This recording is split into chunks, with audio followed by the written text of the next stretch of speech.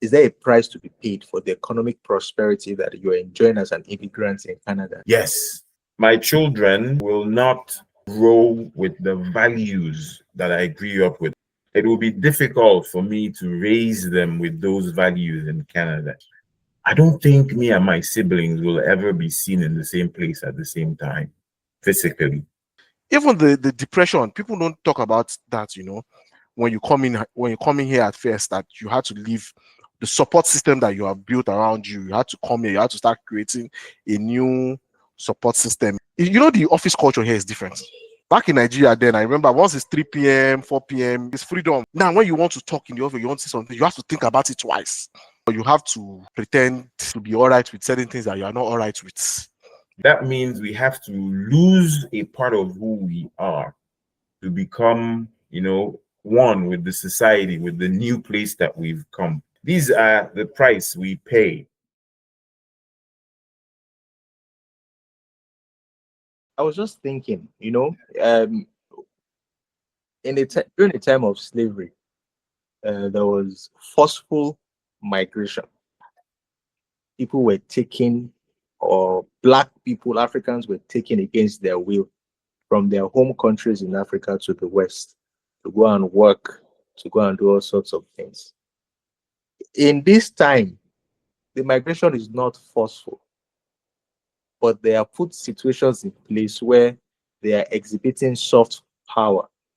And that's why you would see that our generation, ideally, especially let's say in Nigeria, ideally, we should all be with our peers, we should all be hanging out after work, but everybody is all scattered all over the world. Everybody knows at least 5 or 6 people in Nigeria who has relocated and gone abroad. So, what is your thoughts on this? Do you think there's a soft power agenda, so to speak, especially with the collapse of the many, or the deterioration of many Nigeria and many African economies, forcing young and vibrant people, the brightest and the best of us, to have to go somewhere to take care of ourselves and our families? So, what is your take on that? A lot of we Africans, when we are doing things we don't think about, and a lot of our leaders, they are not visionary enough. So that's why the country is what it is right now, the way it is, with the resources and everything Africa has. If you look at the resources that Africa has, a lot of the cobalt, rare earth metals, oil and gas, everything that the world is in need of now. You will see Nvidia right now, their stocks are going so high. What are they making? Microchips and everything.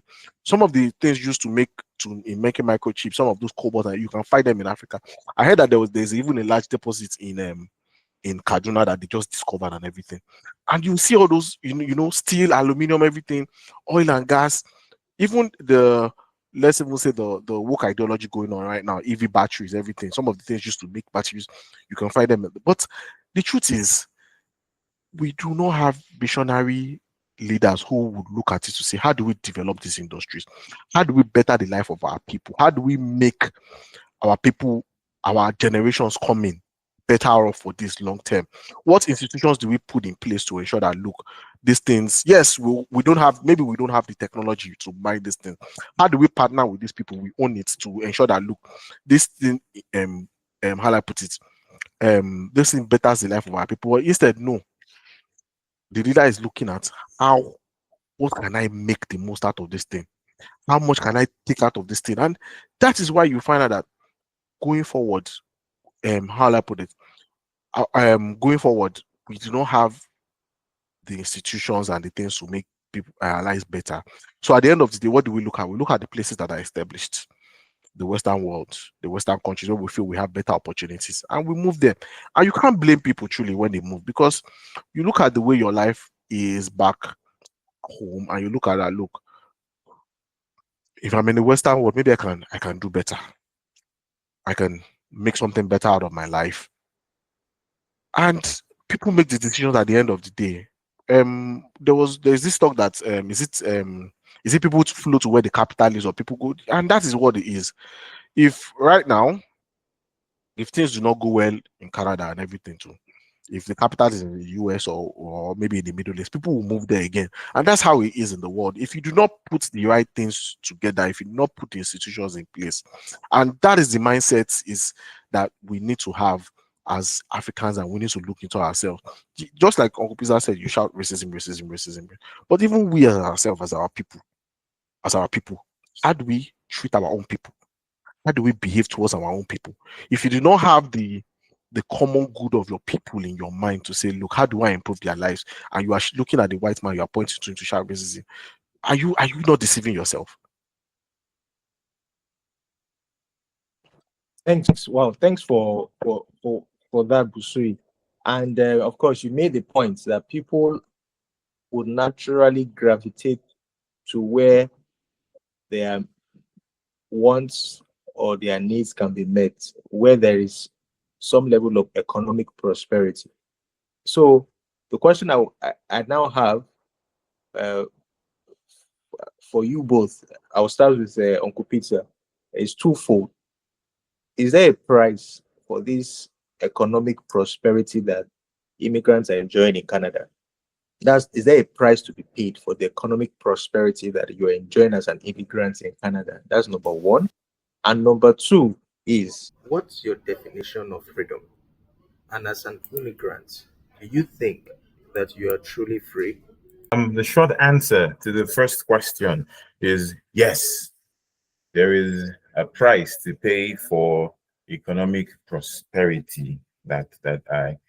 One of it is that the last time I saw my mother was November last year.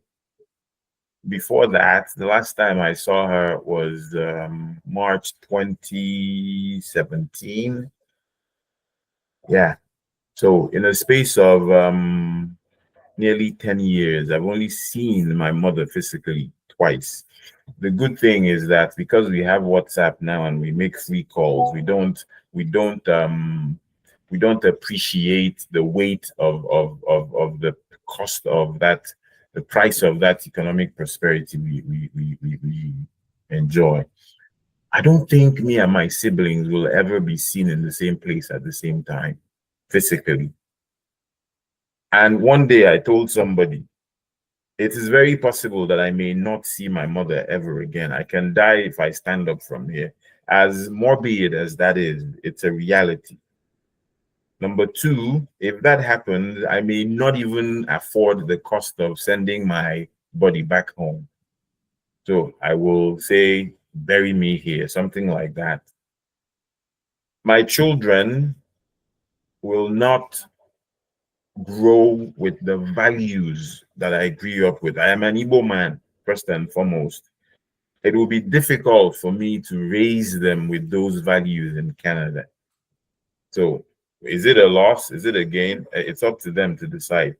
I like those values, but their reality today is that they live in Canada. So when they grow up, that's their business.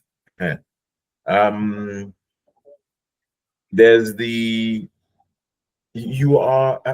connection you have to your ancestral home. I mean, look at the natives, for instance, in Canada, in America. Every day you hear their complaints and they are valid. They are very valid. The difference between me and them is that while they were on their land, someone came and took over that land and started to, get them to change their ways. I can accept that as a fact. Now, me, I left my land willingly. I came here. I have been separated from my ancestral home. I will never go back there. The natives will tell you that the land you were born on has some kind of impact on your life. So that when you are separated from the spirits of the land you were born in, you may not be aligned with the cosmic, and that's not the subject of this, but it's real, it's true. So that you might see people doing certain things that are not in sync with normality. It's because they are far away from a system that they know. Right? So yes, these are the price we pay. Busui, when was the last time I saw you face to face?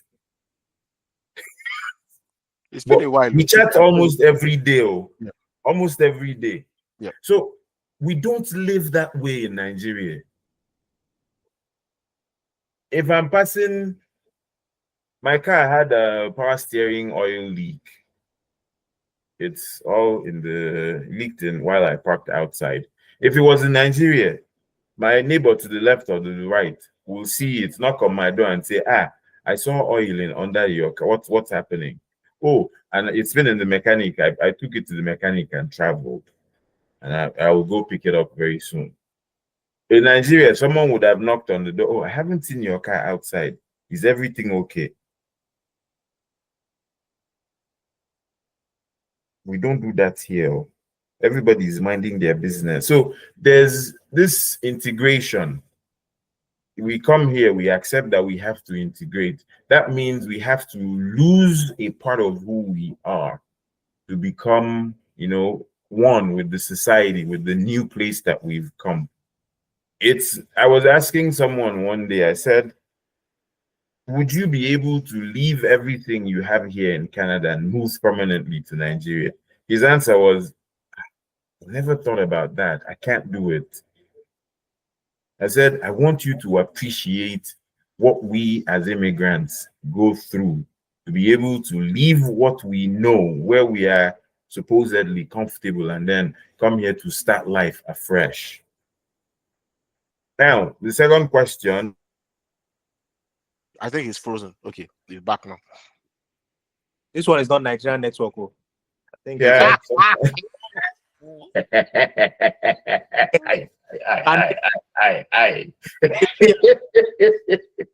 Please proceed. So the second question was about freedom, correct? Personally, I am free within the bounds of the jail I live in.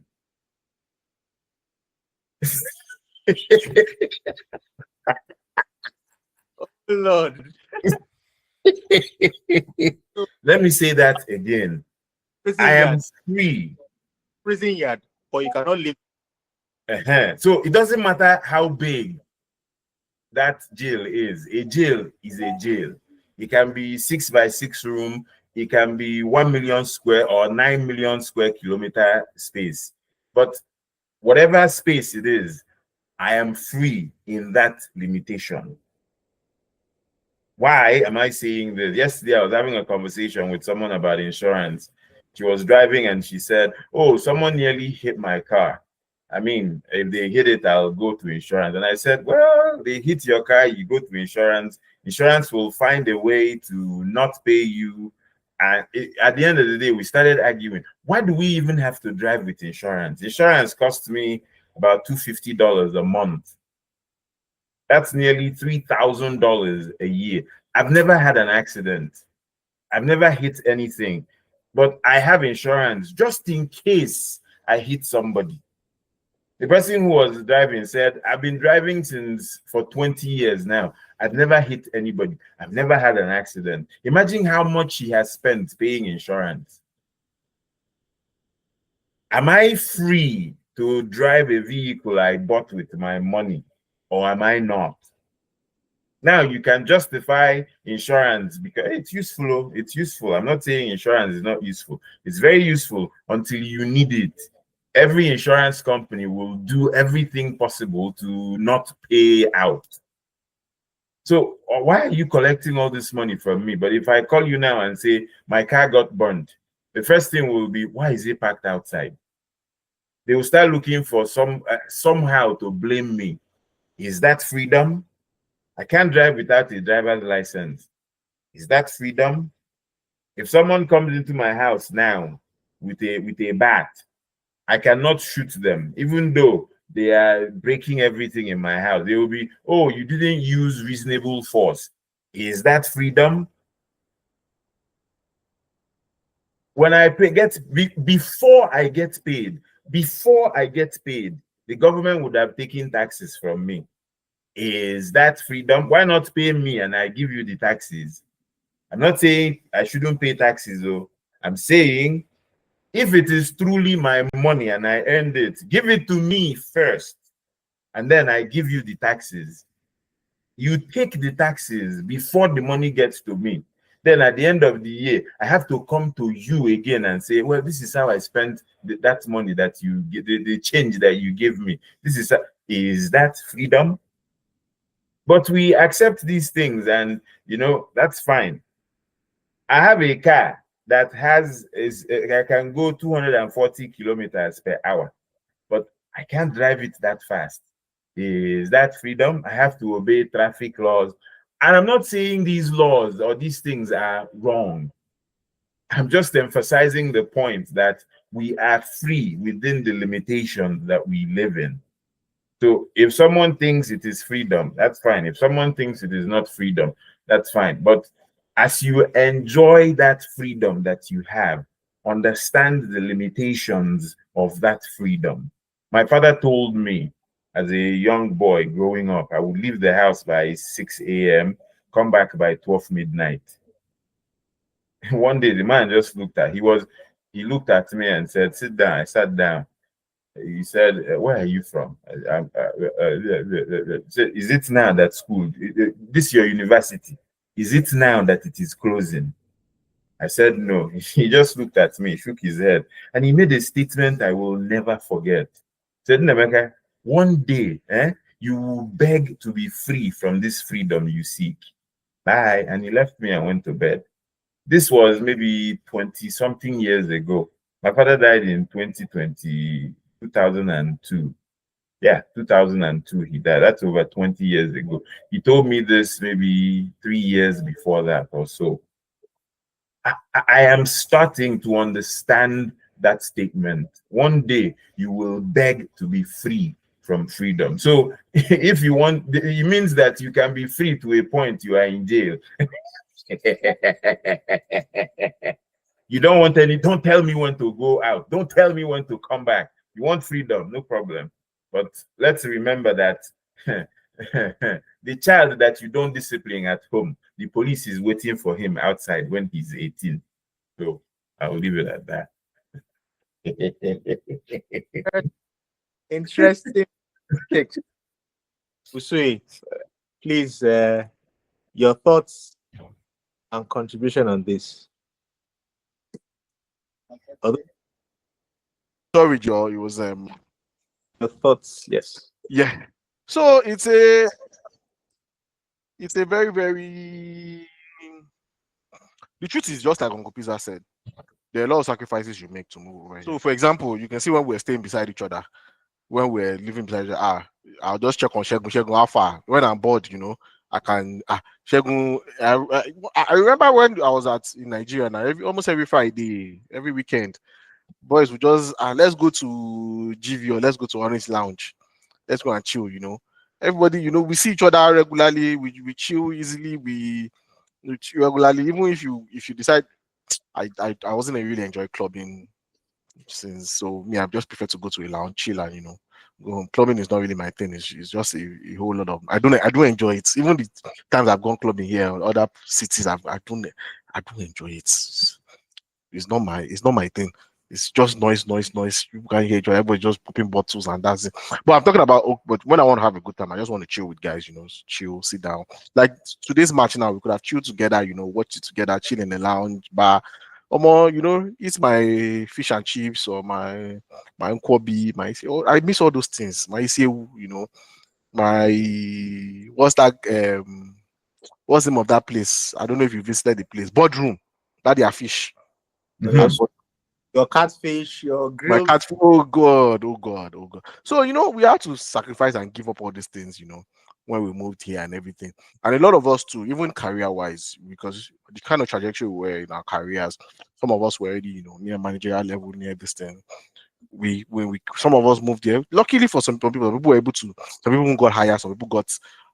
Some people, had to start from the same place. Some people had to start lower and start moving up the ladder. Some people had to even change careers, all those things. So you can imagine all that, the stability you had, working in a place 5 years, 6 years, you've established yourself, you had to come here, you had to leave all that behind, start looking for jobs. That thing also destabilized families to an extent. Husband is here, wife is in Nigeria, or vice versa. Or we had situations whereby husband is got a job in one province, wife gets job in another province or different cities, and all those things. Then apart from that, your family, everybody around you, usually your parents. When last have you, even if you are the type who travels home regularly, to go and see your parents, you're still not like if you were, in the same city, in the same country with them, where you say if they tell you something happens now, you can easily drive there. But over here now, you say that you're on the phone, you're calling, or if you have to travel, you have to plan it and everything. So all that, you had to leave all that behind. You had to sacrifice a lot. And the truth is that even moving to a new country, it's not that easy. It's a lot of sacrifices, a lot of, even when you first get here, adjusting, understanding things, even the depression. People don't talk about that, when you come in here at first, that you had to leave the support system that you have built around you. You had to come here, you had to start creating a new support system, a new, understanding new things, how things work here, how things, all that it's a lot of sacrifice, and it takes a lot of how will I put it? It takes a lot of sacrifice to be able to do all that. A lot of us didn't just look at it that way. And in terms of freedom also, we look at some of the things we have to conform to over here. You come here, a lot of times you have to understand the culture here. There are things I remember when I was in my office, when I was back in Nigeria. Then I was telling a friend, like, the office culture here is different. Back in Nigeria, then I remember once it's 3 p.m., 4 p.m., even though we were working in banks, we used to work late. But once it's 3 p.m., 4 p.m., it's almost like it's freedom. We are working, but we are gisting. We always, they talk in the office. Sometimes we come in the morning, everybody first gist on football. We talk on this thing. That freedom, that's camaraderie you have in the office. There are things that easily you could say to, I can say to Shegun, it's in the way, Shegun the mad self. If I say that over here, I will be explaining to HR.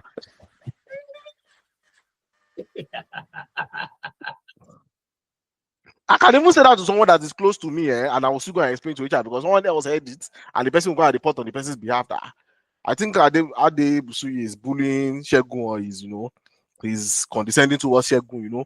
There are certain things that easily you're used to, things you say in Nigeria, but now when you want to talk in the office, you want to say something, you have to think about it twice.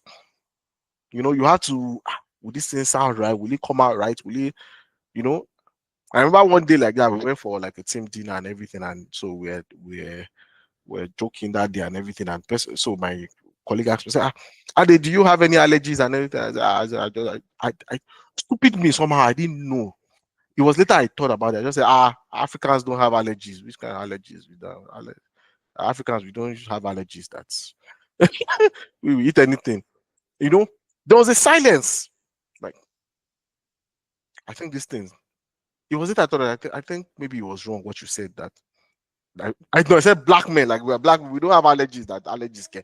Allergies is not our thing. But I said it jokingly, like I didn't mean, it's something that I could say to us, that allergy, you want to form allergy, waiting.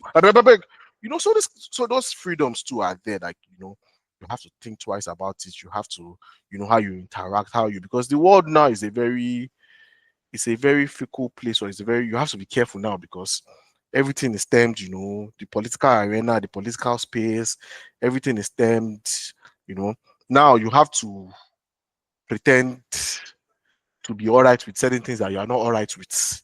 You might have a colleague in the office who is, having some kind of discussion, you just have to, go along with it. Even for your children and your kids, you just have to be careful in terms of what you're imbibing into them. So all those things too are things that you teach, are things that is kind of part of the freedom that you give up.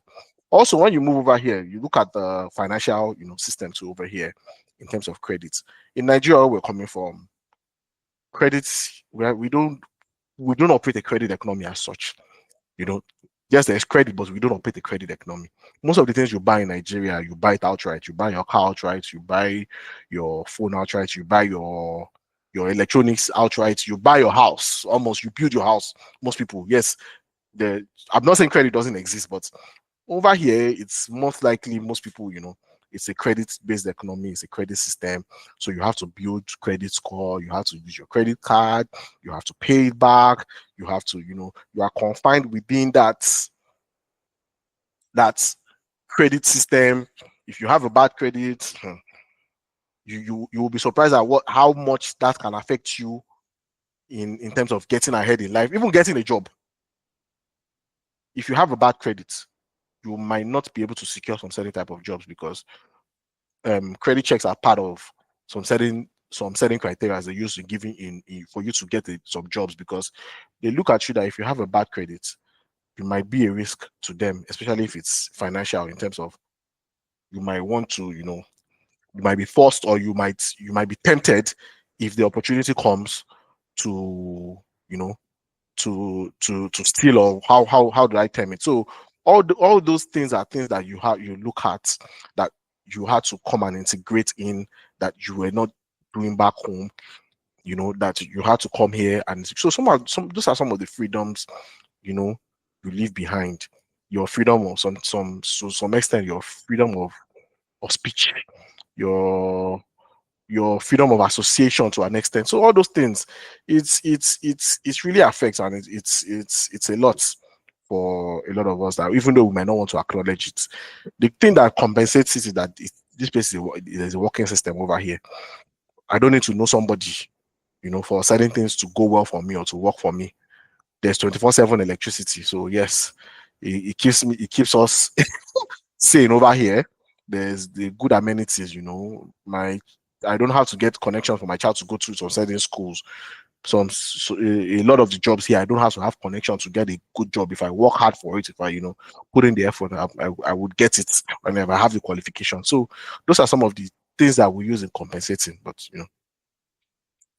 Thanks for that, Busui. I mean, you made some very strong points. In fact, in addition to what you made, I picked up on this depression and support system that you mentioned, and I think we should have a session where we address that. The depression, what people go through, especially when they come newly and there's this cultural shock hitting them left, right, and center. How are you able to overcome it? And then, what would you advise people who are currently going through it? When does this depression end? Is it after 3 months, 6 months? Is it 1 year, 2 years? So I think we need to focus. In fact, I have to write that topic down. We need to focus on that topic and talk about it, and that will be quite interesting. Now, so when we talk about freedoms, I have a question. My question has to go with, people will say one of the reasons that I think you've said it before, one of the reasons that you decided to relocate or move to another country, Canada, was because of the passport, the Canadian passport. Someone like me, for instance, I don't have a Canadian passport. I have a Nigerian passport. But I know the kind of limitations and challenges you can face carrying a Nigerian passport, having to apply for visas, all the paperwork. I talk about this all the time. Now, as an immigrant who has been able to successfully acquire a Canadian passport, how has your Canadian passport given you freedom?